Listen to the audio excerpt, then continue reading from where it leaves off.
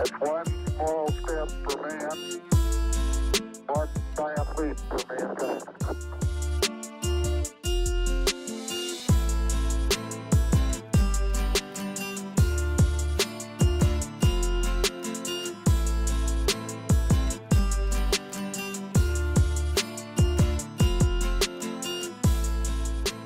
Gotta love that intro.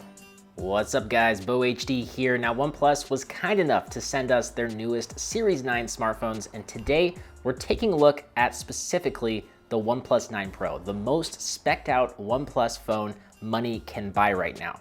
We're gonna highlight 9 or so features and or changes OnePlus added that aren't available in last year's OnePlus 8 Pro.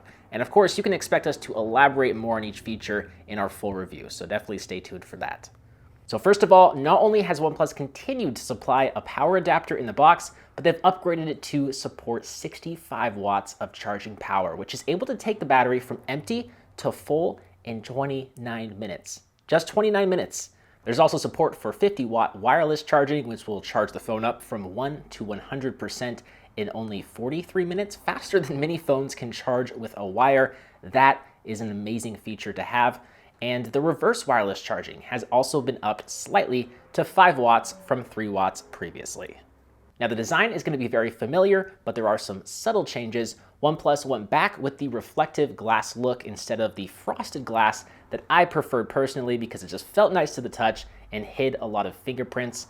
But both phones are largely the same size. The OLED display is technically 0.1 inches smaller, coming in at 6.7 inches and still supports 120 Hertz as well as HDR.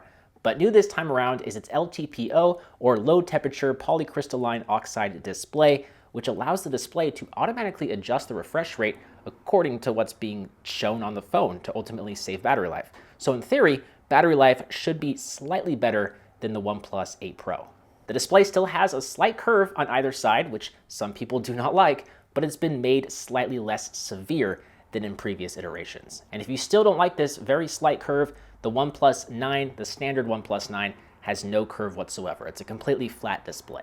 And I also gotta say, the haptics have been improved this year. It's a feature that's not really listed on a lot of spec sheets, but it's still important and usually neglected on Android phones. The latest Oxygen OS skin running on top of Android 11 likes to use a lot of these vibrations when navigating the OS, so you can really appreciate the improved haptic hardware in everyday use with the OnePlus 9 Pro.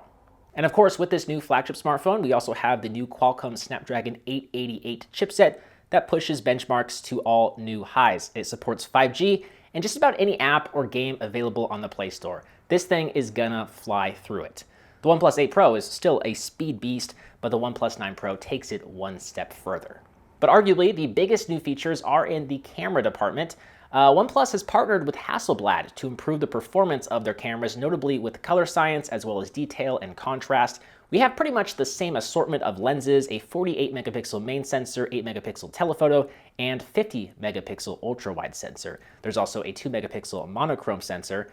Now, a lot of Hasselblad features will be taking place behind the scenes, but we do have some UI tweaks that are supposedly going to be more user-friendly, and we have this new Hasselblad Pro mode allowing you to, tweak all sorts of camera settings to capture the best possible shot in the worst or most dynamic scene.